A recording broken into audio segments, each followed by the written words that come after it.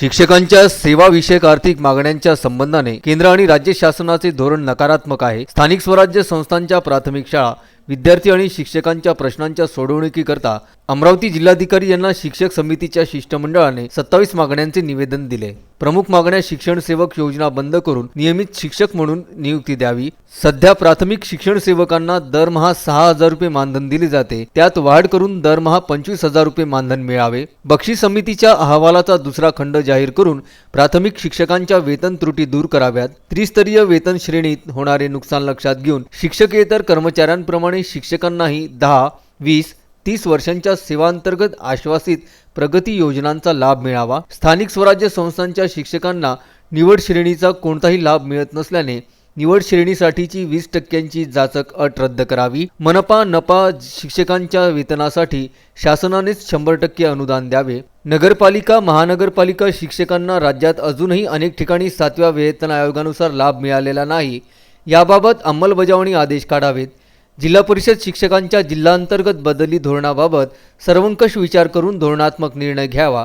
2012चा केंद्र प्रमुख पदभरतीचा आदेश रद्द करून शैक्षणिक अर्हतेच्या आधारे सर्व रिक्त जागा 100% पदोन्नतीने भराव्यात। महाराष्ट्र शिक्षण सेवा वर्ग 2 उपशिक्षणाधिकारी आणि तत्सम पदांच्या मर्यादित विभागीय परीक्षेसाठी स्थानिक स्वराज्य संस्थांच्या शैक्षणिक अर्हताधारक शिक्षकांना पात्र समजण्यात यावे। राज्यातील सर्व विभागातील रिक्त पदे भरून बेरोजगार युवकांना न्याय द्यावा। कंत्राटी पद्धतीने कामे बंद करावीत। कोविड-19 साठी नियुक्त शिक्षकांना विमा कवच मिळावे।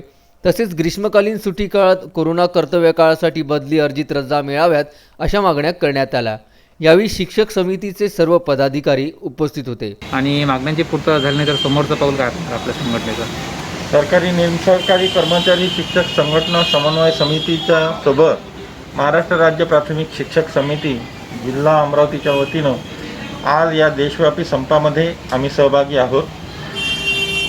महाराष्ट्र शासनाचं आणि देशाच्या शासनाचं जे धोरण आहे ते कर्मचारी विरोधी, सरकार विरोधी, आपलं कामगार विरोधी, शिक्षक विरोधी असल्यामुळं आम्ही या संपामध्ये उतरलेलो आहे। तसं आमच्या मागण्या मुख्यत्वे आहे की शिक्षकांना जुनी पेन्शन मिळाली पाहिजे, त्यानंतर NPS त्यांना लागू होऊ नये आणि गणवेशा बाबतीत, पदोन्नतीच्या बाबतीमध्ये शासनाचं धोरण नीरस आहे। अनेक जागा रिक्त आहेत, शालेय गणवेशामध्ये भेदभाव केला जातो आहे। अशा अनेक समस्या आहेत की ज्या आमच्या कमी शाळेच्या पटसंख्या कमी असेल तर त्या शाळा बंद करणे आहे। अशी अनेक धोरणे आहेत की ज्यामध्ये जिल्हा परिषदच्या शाळा बंद होण्याच्या मार्गावर आहेत। हे धोरण बदललं पाहिजे आणि शासनानं जिल्हा परिषदच्या सरकारी शाळांकडे, मनपा नगरपालिकेच्या शाळांकडे लक्ष दिलं पाहिजे आणि शिक्षकांच्या विरोधात जे अन्यायग्रस्त धोरण आहे ते सोडून दिलं पाहिजे, अशा आमच्या मागण्या आहेत आणि यामुळेच आम्ही या संपामध्ये सहभागी आहोत। Vidarbha news bureau, Amravati.